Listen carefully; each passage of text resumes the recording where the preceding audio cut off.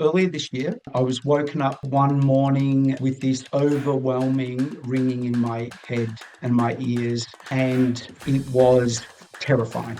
I remember driving in my car one morning to walk my dog at the beach, just absolutely sobbing in the car, like crying, deeply thinking how my life was over. It's like an alarm telling me I needed to change some things. And then I discovered you and started watching some of your material. My life has moved on, and I have my life back. Hi everyone, it's Joey Remenyi here from seekingbalance.com.au.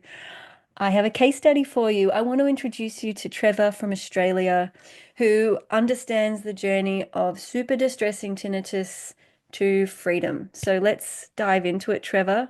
Do you want to just give us that snapshot of where you were when you started?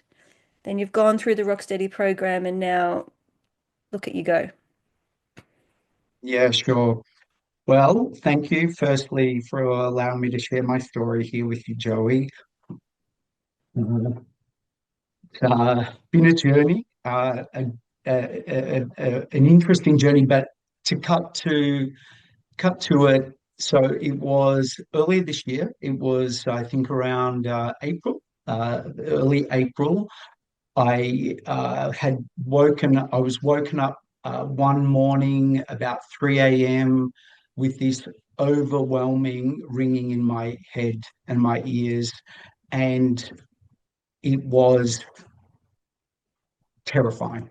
I Yeah. just couldn't even begin to describe how scary it was. And I just, because I didn't know, I on occasion have heard some things in my ears, and it Mm, just goes. But this morning, that morning that I woke up, it was so loud, and I just went into panic, and I didn't know what to do.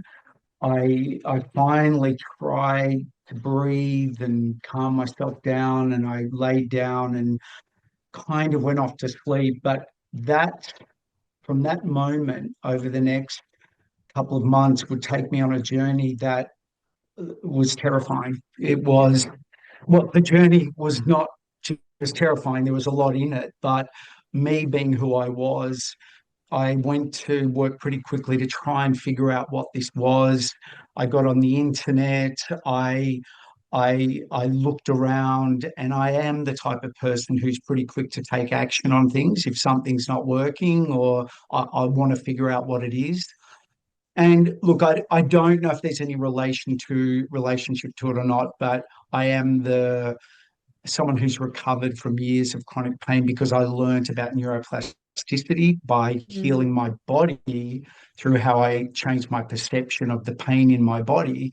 And I now live pain free. And that I felt very quickly, to cut a long story short, was feeling like even though I could hear all these sounds and I did everything before, even before I met you, I went and to the doctors, yeah. and he said, "Oh, you've probably just got the flu, and it'll go."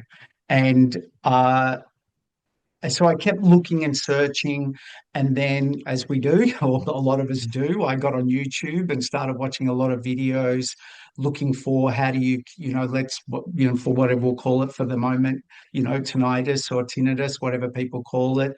I was watching all these videos and just consuming information, and then I discovered you and started watching some of your material, and there was a young lady talking about how she had read your book.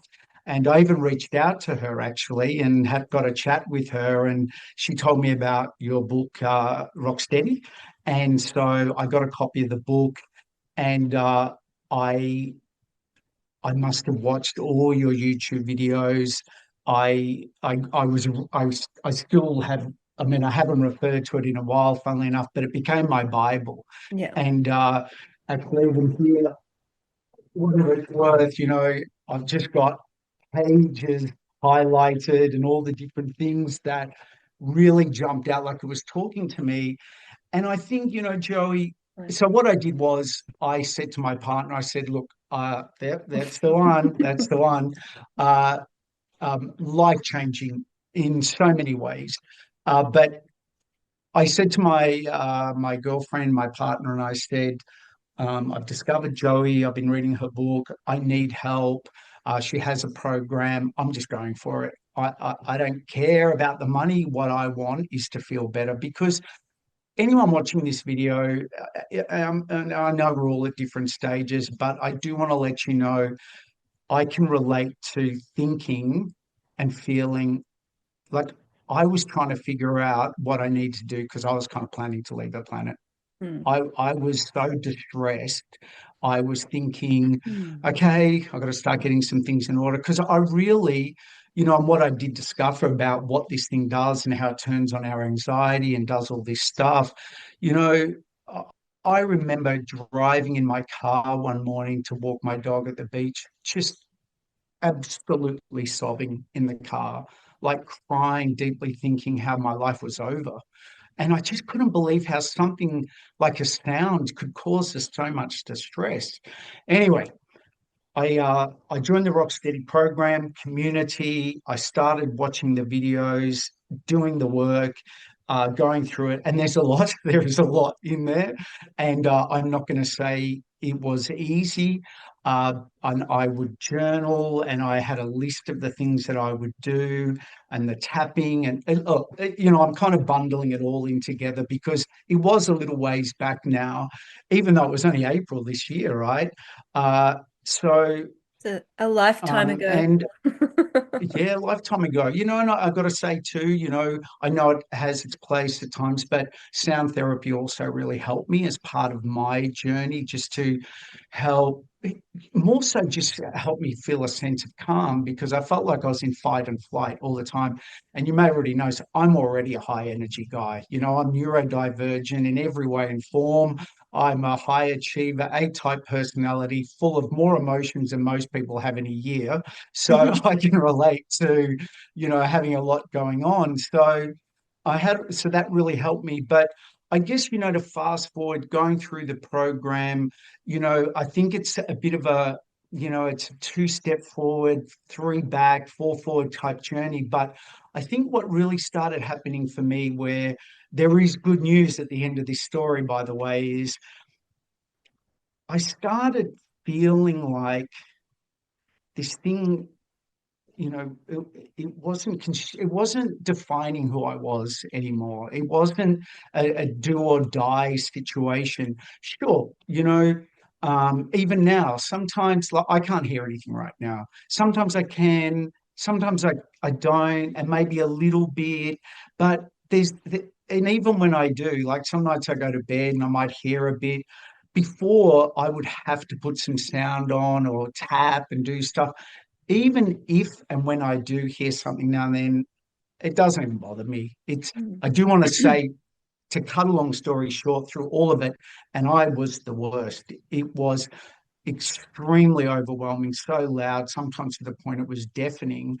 Mm. Even going out would have me feel panic because I was thinking, oh, what if there's loud noise and it triggers it, and blah, blah, blah. Everything became so challenging just to do life that so anyway, so all of that to now to the point where um my life has moved on, and I have my life back. And funnily enough, since I did the program and I did some one-on-one sessions with Joe, which I highly recommend if you can do them, help me understand that there's probably a deeper meaning under all of this. Yeah. And I think for me, and why I'm sharing this now, is because at the time I had a very, very distressing argument with one of my parents. My work was extremely frustrating and stressful. And it was almost like, I kind of think it was like an alarm bell went off and said, Trevor, maybe you need to look at your life. And Mm. as quirky as that may sound, it was like an alarm telling me I needed to change some things. So since then, I'm not saying I'm out of the woods from a life experience perspective, but I've now quit my job. I'm launching a new business. I've changed a lot of the ways that I do life, and also how I manage my internal self, and Mm. how, I calm this high energy personality down, not just because of trying to manage sound, but just because I've learned a lot about myself on this Yeah. journey. And I guess that's probably part of the rainbow in this storm is that there's been a lot of learning. There is work to do. I'm not saying from my perspective that I just went, oh yeah, it'll all be all right. I did a lot of work. I was tapping, journaling, reading, rereading, watching your videos, rewatching them. Every now and then, if I got a bit overwhelmed, I'd go back and watch good success stories to just help my brain get the belief that we're okay and it's okay and there's no big deal. I'm fine, and this brings me to here and now. So that's a bit It's of my story so far. it's huge. And what you're describing is sovereignty. That we go from feeling helpless, hopeless, powerless, highly identifying with aspects of victim. That's essentially what symptoms are, right? This experience is happening and I feel victim to it or powerless. The Rocksteady journey flips that on its head and says, no, you're not a victim. Yes, you are in control of the volume of your tinnitus. And this is how you take back control of the volume control. Learn how to use your body. Learn how to be in relationship with your body. Understand your life physically, mentally, emotionally, spiritually. And part of that for Trevor was a career change, a massively needed career change. It was boundaries. It was relationship dynamics with your family. And I wanted to ask if you don't mind sharing. I feel like a lot of my Rocksteady clients go through a deeply therapeutic process in terms of processing their own trauma, childhood stuff, resolving foggy, murky, grey, difficult relationships. I'm talking like parents, partners, in-laws, super common. So we're going through deeply therapeutic processes, but it's a self-study program and it's an online global community. I feel like one-on-one therapy in some ways can keep us stuck in blinkers. It's wonderful, don't get me wrong. I've had one-on-one therapy, I give one-on-one therapy, but there's so much more to our process when we open ourselves up to listening to global experiences. You know, we're hearing people from Sweden and Scotland and India and New Zealand, and we're all sharing this human journey. And we're all sharing how we integrate our traumas, how we move toward physical, mental, emotional, spiritual connection, and how we redesign our lives so that we actually fit in our body. And we're no longer caged and screaming in our body, going, get me out of here, I don't fit. It's like, actually, yeah, you fit in your body, but does your body fit in the life you've built? So Yeah, we so have to true. redesign our life and our community, our career, our relationships, our rhythm, so that our body is nourished and so that our body is not screaming at us. Stop, slow down, listen. You're not listening to me. Help, help, help, help, right? Our symptoms Yeah, are our body calling us. Our symptoms are yes, our body calling our attention. I teach people how to pick up the phone and heed the conversation of their body. And the results are outstanding. It's incredible seeing the transformations in people when they start to honor their body and listen to their body as a compass with reverence. And that's what I see in you, Trevor. yeah, yeah. And Joey, I couldn't agree more.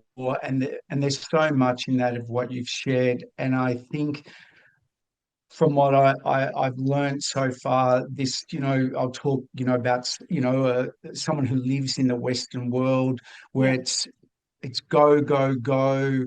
And depending on the type of personality you are too, right? But I think you would have seen more than enough trends to see this consistency of what are the things that have someone have a propensity to experience these internal sounds and sensations.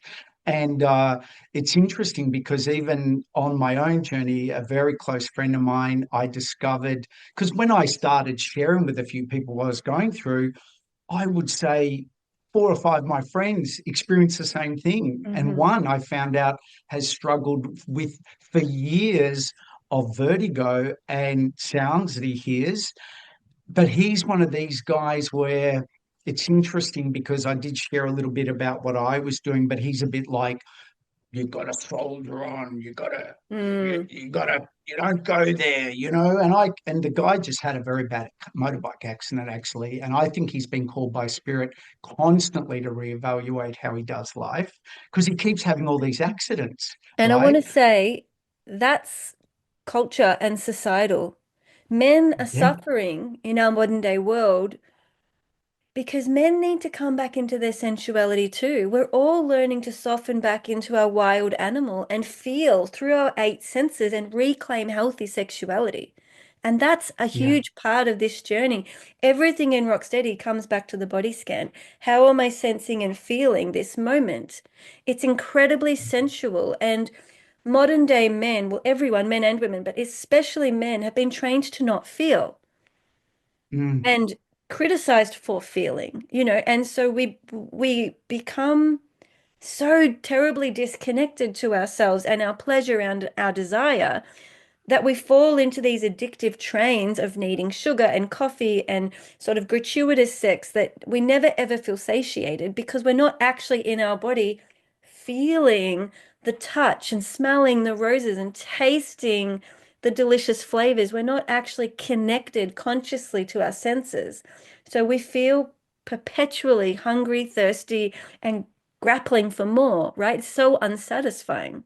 It's like this itch you can't scratch. And so that guy you're describing is not alone. I actually have a huge male following in Rocksteady, more than females, believe it or not. So men are I hungry would believe for it. this Yeah. spirituality that's grounded and not too woo-woo. And that's, I think, what our Rocksteady community have in common. We're all connected by some level of dissatisfaction that's manifesting as bodily sensations that annoy us, piss us off, make us angry, Mm. the pain. And we're learning to turn our attention lovingly inwards to become curious and to take back our own power, to inhabit our body and actually begin enjoying our body. And the next step from Rocksteady is sensing ground, which is mastery of the eight senses, sensuality, sexuality, and orgasm, because that's the next natural trajectory. Once we get off the bandwagon of anxiety and pain, we can really begin to focus on sensuality and pleasure and feeling more because it's healthy not only for women, but for men too. Yeah, yeah, it's interesting you say that even yesterday because I have been getting up pretty early in the morning, working, fleshing out this new business I'm building, and I went quite into the masculine, just work, crunch, and my lovely woman said to me, honestly, last night, she said, I think we need to talk. I feel very disconnected from you. I feel like we're just housemates, and I feel what came up for me was, and I made a decision this morning that you can still have a business, you can still have success, but I also want to have a loving, close relationship with my life partner. And I Yeah. believe that that's a choice, right? And that's this whole thing here, because the part of the reason I left that role I was in, Joey, was seeing men, and I'll say men and some women, take this or leave it, selling their souls to the devil, Mm. how they are disrespecting themselves and And the what they're planet saying, and and the earth. just saying and doing things that, Mm. so I know they're coming from fear because they got kids to put through school and they need their paycheck and stuff. But I just think at the risk of whatever I've got to do moving forward, I just couldn't give up my soul and dignity anymore. And I had to decide Yeah. I've got to, I have to back myself and find a better way. And I'm still on Oh, that path, I but I pray had to do it. I pray that more people heed that call because I think that's exactly collectively what we're all facing. How do I live with integrity? How do I make choices that actually Integrity. allow me to feel pleasure because I feel good that I made that choice? And the opposite of that is Yes. when the body is saying, no, don't, no, don't. It's contracting, it's tensing. The patterns are accumulating of undigested experience. The body's saying no, but the mouth is going, "Oh yeah, sure. Yeah, yeah, I'm good. I'm good." It's a lie. It's a disconnection. What and there's a lack of coherence. So as we're communicating this amazing life and I've got my fast car and my kids in a great school and sales targets, but on the inside the body is suffering and contracting and imploding on itself. And it really is like a bomb shell ticking, right? A clock. Oh, And we're all learning to heed did the you work where call. I worked? No, no, we're all in it together. Seriously. Yeah, I know. Like, You're so on the money. That was the environment. and And we do need to have compassion for each other because I truly I believe we know, are I all doing do. our best. And coming back to I the know. masculine, feminine, yin yang, however you want to language it, we also have left brain, right brain. This is me geeking out now. But the right No, I love it. brain is our sensuality, our body sensations, art, expression, sacredness, interconnectedness, spirituality, love, eros, mysticism, mystical states, consciousness states, right? Psychedelics take us into this place. And left brain is definitions, diagnosis, numbers, logic, ration, reason, every little separate part being controlled and isolated, and all the little parts are replaceable. So it's disconnected to the whole. The right brain understands seasonality, cycles, spirals, that everything is unique and everyone is unique and everyone has gifts and everyone plays a part and nobody is replaceable. So we have these two brains, and essentially it's like which brain is dominant because we're all using both.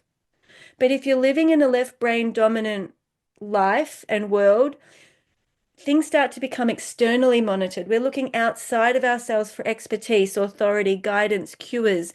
We're looking out there for the seen, known, quantifiable answers, right?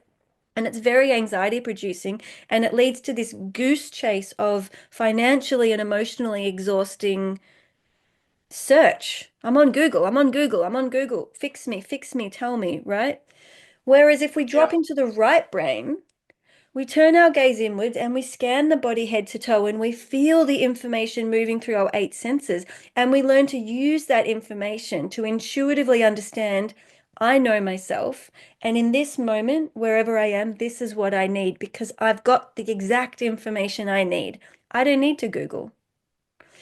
And then, of course, we have this. So that would be a right brain dominant. And the right brain dominant understands that it's not just my body, it's the environment I'm in.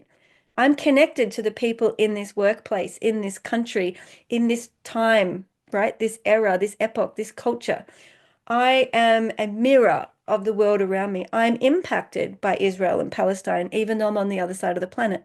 The interconnectedness starts to make sense because we're coming from that right brain understanding of wholeness, oneness, interconnectedness, etc.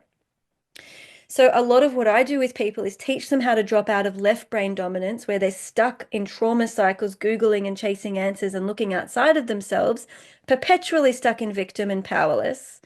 And I teach people how to honor the left brain as useful, but not the dominant, and to drop Yeah. into right brain skillfulness with all eight senses, re-engaging a sense of sacredness, spirituality, and interconnectedness, trusting the bodily sensations with reverence, and learning how to take our power back, but then also function within the modern world. So we're not ditching the left brain, we're using it Yeah. as a follower, not a leader. We lead with the right brain, follow with the left brain. And there's some incredible work. I've got the book here. Yeah, all of you nerds out there, The Master and His Emissary. That's what this book is about, Ian McGilchrist. It's about left brain, right brain dominance and how our modern day world is suffering in left brain dominance, and we desperately need more right brain dominance. And that is my life calling, is to bring that right brain dominance in. So that's what I devote myself to. And it's worth it. Yeah, it is. And I think why I was feeling so disconnected was because you had these people saying, let's say it's their attempt to engage the right brain, which is we've got all these values and we're strongly united and a place for open forum and flexible work conditions. And over here, you will work when we tell you to work. You will do what we tell you to do. You are Yeah. not allowed to be honest and transparent and vulnerable because if you do, you'll be judged and put on. And there was this discord, and I was thinking, I can't work with you monkeys anymore. Excuse the term, but it was so disconnected. I'm intuitive enough to know that I'm not going to go drink down my Yeah. honesty, try and dull what I'm feeling because and I'm looking and going, I can't play this game anymore. And I wish you all well. I know you're doing your best, but I've got to go find a different path. And I get So what that's that discord, that incongruence of That's message, right? That's it. So what Trevor's talking about, and a lot of my followers and Rocksteady or Sense and Ground community members are high sensitive people or identify as neurodivergent. And so they are picking up on these inconsistencies, incoherences, incongruences in people, in places, in communities, in workspaces, and it literally makes them feel sick. They'll walk into a room and they'll be like, well, what you're saying is not matching what I'm feeling. The question is, do I then judge myself as abnormal because I feel not quite right? Or do I honor my body and say, oh no, I feel not quite right because you're incongruent and I'm calling you out? So, what we're learning to do is to not gaslight ourselves. It's very easy to shame ourselves and be like, oh, I'm the broken one. I feel sick again. I feel dizzy again. I've got tinnitus again. When actually, that body sensation can be your compass saying that person is not speaking what they're feeling. It's incongruent, or that leader is not honoring the mission statement of the workplace culture. We're picking up on injustices and incongruences.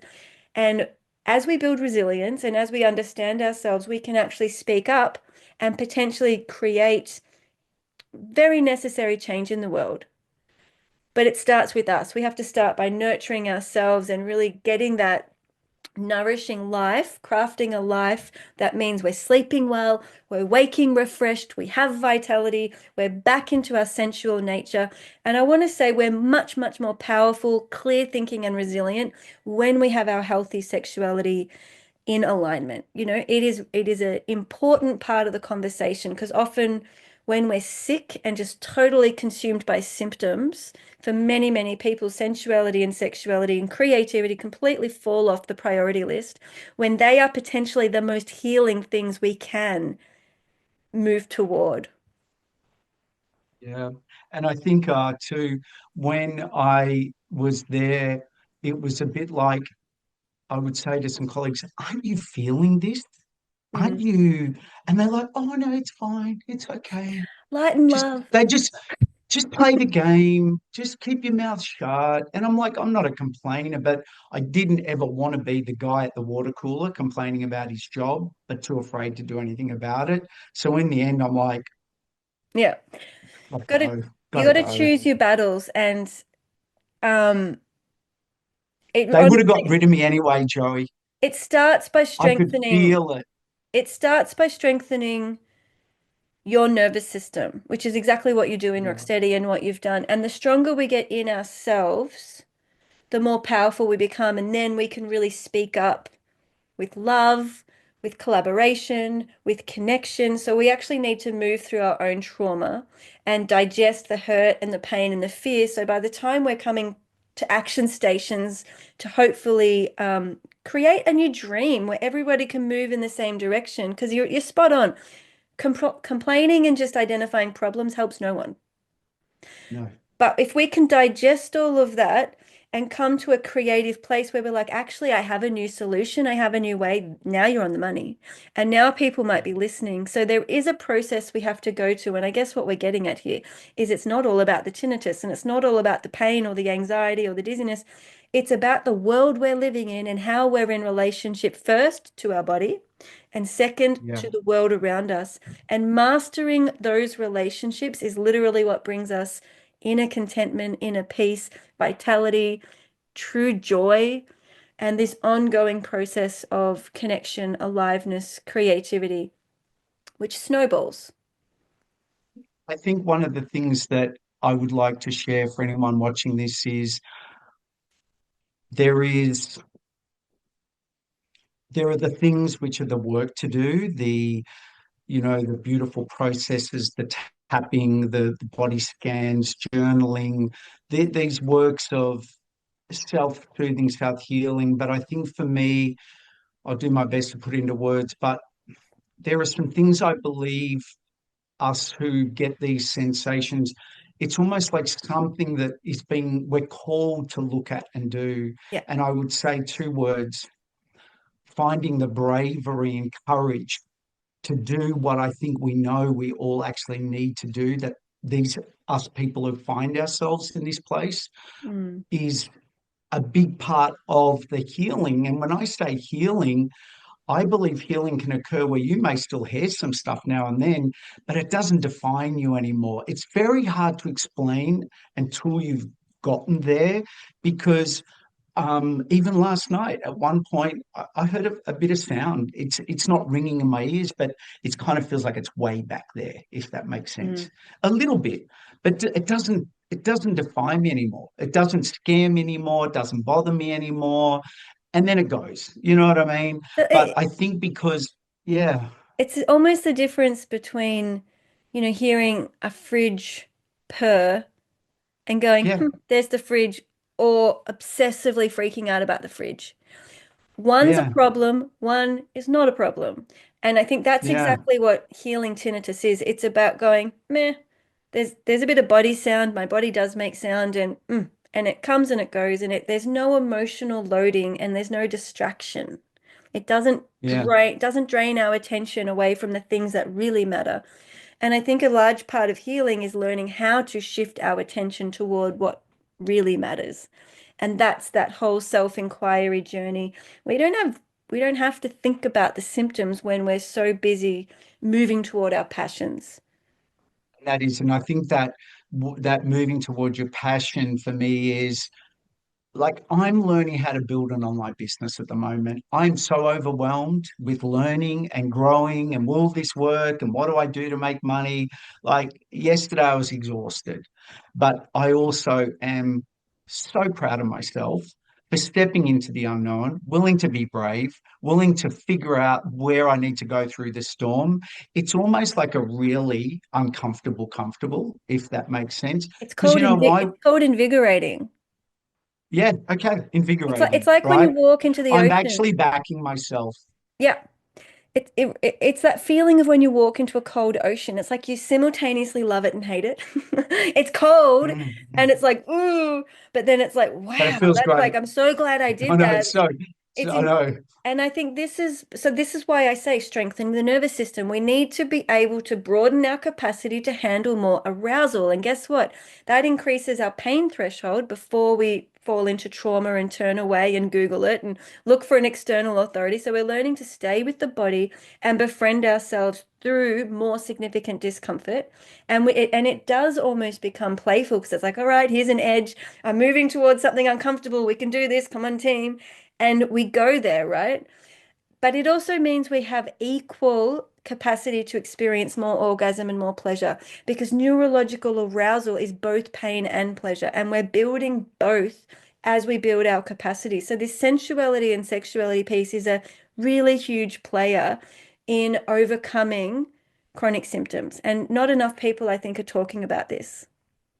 Yeah, and if I understand what you're saying and what I feel from that is it is the willingness to, and I will be honest, me and my partner, we're both A-type personalities, love being busy for the sake of being busy. Hmm.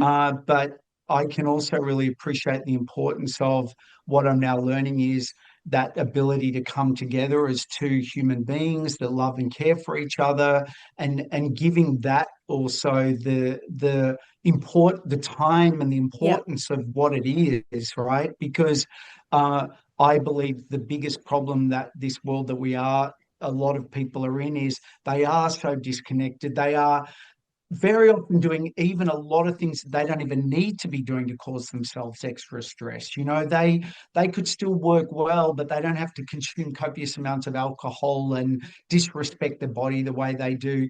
I'm not saying to be It's brave means you have to go quit your job and start a business. You can do a lot of little brave things in the context of where you already live to make life better and to help you heal your symptoms. I would say the first step, if you've listened this far to Trevor and I talk, the first brave step you can take is believing that you can take back the volume control of your body.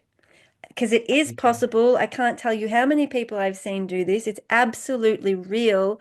And conscious neuroplasticity means you are changing where your body prioritizes neural networks. And when you focus on your tinnitus, dizziness, pain, whatever, anxiety, you just get more of that, right?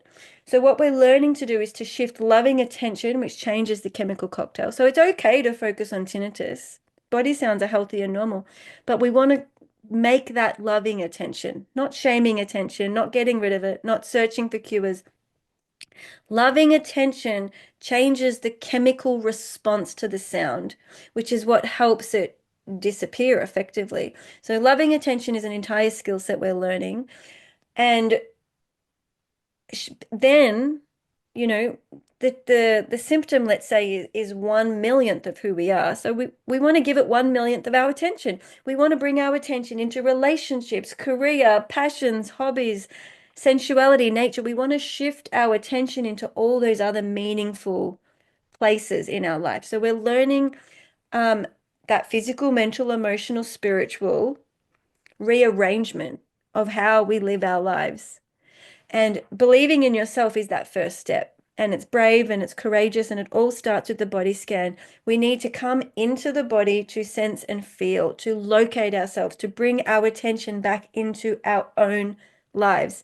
We need to stay in our own lane and stop living other people's lives because we're completely brainwashed and distracted by everything we quote unquote should be or tell ourselves we should do, right? So we're learning to pause, slow down, body scan, and collect that experiential direct information through our eight senses and really shift pain into pleasure. And it starts with that Yeah. one step of believing you can do it and body scanning. And I would like to add, which was a very, very challenging thing for me to do in the beginning, was to forgive myself, Mm, to be yeah, really kind to myself, to love me for the imperfect, whatever person I am, and really become my own best parent to myself, yeah, because yeah. I know previously, and even only just literally in the last 8 months, I have really come a long way in self-parenting myself in the way of being kind to myself. It's okay to be scared. It's okay to not know. It's okay to be vulnerable. It's okay to be confused. It's okay to hear stuff, but you're not a bad person. Mm. It's like, if anyone can relate to this, Uh, ev that has been everyone game changing. Everyone can. And it's more than self-parenting. It's becoming our own best friend. And it's Yes. completely nurturing our inner world because you are the king of your inner kingdom. You are the CEO. You are the one who decides what stays in your inner world and what goes. I'm the queen of my Mm, kingdom, right? And yeah. so it's about that's taking our power back. So it's like, I'm not just going to do what the outer world tells me to do. I'm going to take the outer world in. I'm going to assess what matches me, what fits my vibe, what feels juicy, and then I'm going to throw everything else out because it's my Mm, body, it's my world, it's my life. So we're taking our power back and yeah. learning how to back ourselves, believe in ourselves, and tend to all those vulnerabilities. And you were saying like it's okay to feel vulnerable, it's okay to feel scared. Actually, it's essential. It's Yeah. essential to feel vulnerability. It's essential to feel scared because if we're never vulnerable or scared, we're not growing. We're actually stuck. And that's when the sickness kicks in. And growing means new conversations. It means new emotional edges. It means exploring new aspects of our sensuality. We're literally going to new places we've never been before, neurologically speaking. Like that's the whole Mm, point of our window of tolerance and building arousal is we're trying new things and feeling new things that we've never felt before. So it's vulnerable. It's brand new. yeah. Otherwise, we're robots repeating the same thing and it's really not satisfying. It's just mechanical. It's Mm, it's transactional. It's blah. yeah. So the Yeah. vulnerability and fear stuff is actually literally how we get the invigoration and the pleasure. They work together. Yeah, yeah, yeah, they do. And I think that this whole way of, I guess, doing life, I never could have imagined would have come from waking up at 3 o'clock in the morning and hearing some Yeah. sounds in my head, which again, if anyone, is at this point, didn't hear earlier, to come from a place where I literally was questioning whether I wanted to live, to now being in a place where I have new goals, new dreams, new challenges, moving forward, but not being defined by things that I may hear a bit now and then. And the interesting thing, even in that, at times, even not so recently, just recently, when I don't hear it, it's so foreign to not being there. I kind of try and go find it, if that Yeah. makes any It's sense very whatsoever. common. People feel nude. They're like, well, I don't hear it anymore. Now I feel naked. Where I is know, it? and it's like, It's like where's it gone? You know, comforting. it Yeah. is right. Whereas once I wanted to die because of it, now I'm like, oh, I miss my friend that Yeah. is there. Yeah. Very, very weird. But thank you, Joey. Your work has been it has been a lifesaver. It really Yeah. has to have tools, hope, knowledge, support, community, uh, learning. It is truly worth it. And if anyone is in a place where you are struggling or wherever you're at on the journey, just you're doing well, but you just want to know that you're okay, this is a great community, and what Yeah. you've created is truly wonderful and more than I ever could have imagined. I went in with wanting to, cure some sounds, and I think I'm growing, really have grown and growing as a person in so many more ways. Yeah. And I can second all of that. I built the Rocksteady community to help people with chronic vertigo and tinnitus. And I actually, by accident, created a community who are all consciously becoming better humans. And it saved my life, this community, because I've had many existential dips as well. And the Rocksteady skills and tools have kept me in the game. And it's a really beautiful, multicultural, trans-contextual community. So if you're feeling alone, join us. We are here. We would love to meet you. We love to share the journey. There's the Rocksteady or the Sensing Ground community. Both are beautiful, both are welcoming. So visit seekingbalance.com.au to learn about my offerings. And nobody needs to live with this. There are so many myths out there about chronic symptoms and bodily sensations. They are reversible, and you can take back that volume control and you can learn how to turn your sensations up or down. Yeah, so true. Uh, I can, what's the right word? I agree. I Yeah. know. Yeah, Yeah. And yeah, it's yeah, like having a superpower that other people don't understand, but anyone can learn these skills. These are teachable skills. And my prayer for the planet is that more and more people can't return to their body, reclaim their power, understand how to generate this loving attention, and then have enough strength and resilience to live a sensual life and to speak up and to be the change that the world needs.